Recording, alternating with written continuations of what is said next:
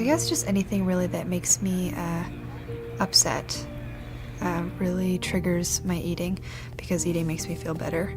So when I'm upset, like whether it's for a mark or a fight or just don't feel good, I would just eat and then it would make it feel better. So my body image is really the biggest thing, and that depends, like that makes me either happy or sad, whether I'm feeling skinny or not. There's a lot of shame with having an eating issue and stigma, and women don't like the fact that they have the eating issue but don't always have the answers. I do have an eating disorder. I've had it forever.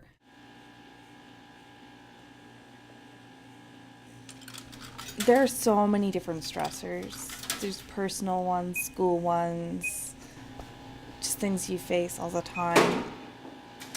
It's a battle. Every day can be a challenge. Feeling the need to fit in university is also a big thing. You're coming from a high school, maybe a small town high school with 300 students, and here at UNB there's close to 20,000 maybe with both campuses together. So that's a big transition. The pressures from school, having tests, having to write essays, deadlines, getting a bad mark back. In university, that is a major stressor. Some other stressors could be different roles that you have to fulfill in your life as a mother or a sister or a girlfriend, and just the responsibilities that might come with those roles. I just get really stressed out about my grades. Like, I always want to have really good grades. I'm kind of a perfectionist. I'll be like, okay, I'm too stressed out, and then I'll just be like, I'm too stressed out to handle eating, so I just won't do it. I just feel like sometimes when I'm really stressed out, eating is just gonna make it worse. I feel like I'm being ridiculous. Yeah. When we first started dating. So I'd just like to start off this group by welcoming everyone to group. Tonight we'll just be getting to know each other a little bit more than we have already, and sharing a bit of our individual stories, but only what you're comfortable sharing. I was afraid to come to group just because I was going to have to go talk to a whole bunch of girls that I didn't know, and I'd have to tell them all about myself and all about my eating disorder that I didn't even really want to admit to anyone that I had.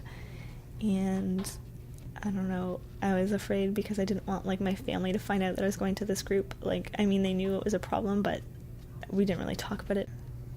You have to be pretty brave to come forward. A lot of people are really scared, and that's very normal. I was so overwhelmed with, well, you're going to get fat, you're going to... It's really difficult to accept that, yeah, I have an eating issue. So that's a huge step in itself. Confidentiality is a huge thing. They're not going to tell anybody who you are, what your problems are.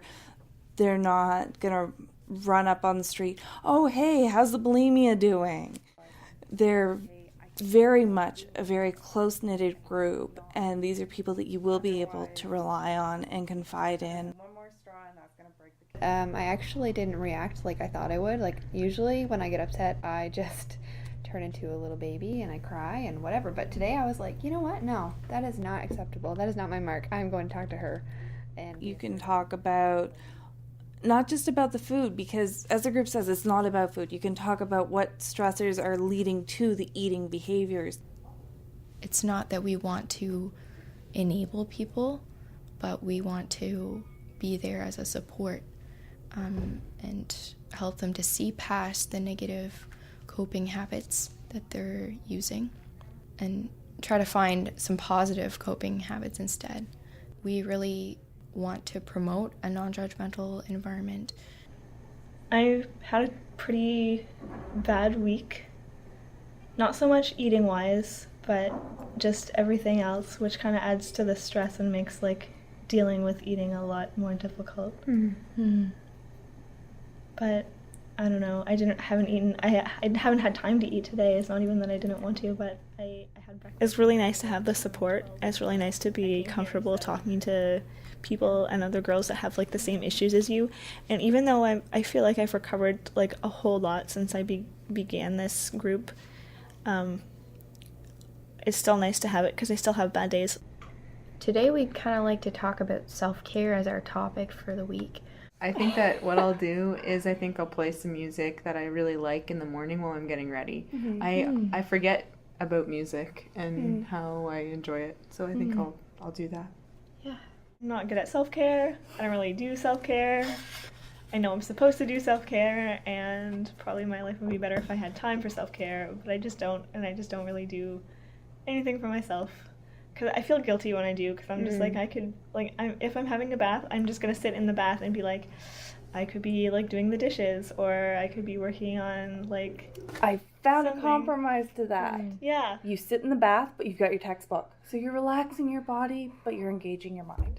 Yeah, maybe. So, I don't know. drop I it. can't do anything Drop my idly. textbook in the water. That's what I would do. $200 textbook in the seriously. water. I can't be idle. I know what you mean. I can't be idle, so I've got to find a self-care that I can tie into doing while I'm doing other things. So next week we'll go around and just kind of ask each other, how'd you do? And give each other encouragement and keep each other accountable. So thanks for coming out tonight, guys. And we'll see you next week. Awesome. See ya. Cool. After I leave, I usually feel lighter because I've talked about it, but then sometimes it brings up things that I didn't know I had, and then I'm forced to deal with them and move past them. Eventually, you're going to be able to say, okay, this is what's going on in my life that's really bothering me. You can say, I think I'm slipping. How can I stop this? And I've said that, and I've gotten that response of, no, you can do this. You can keep going. You can beat this. You can do it. And this is how you can do it. Being able to say, I'm going to take care of myself and I'm going to spend some time taking care of myself, it really feels good, and it can reduce the stressors. Usually after group, I feel kind of like I get a lot off my chest, and it feels really good just to go and talk to like a bunch of girls that you get really comfortable talking to them, and it just feels really good to go there and be like, all this stuff that happened through my week and it was all shitty, and I'm just gonna tell you all of it, and then you're gonna make me feel better about it. So that's really nice. Because sometimes everyone goes through a hard time, and we understand that, and we understand that it's okay. You'll get to the other side, and we'll be there to support you through it.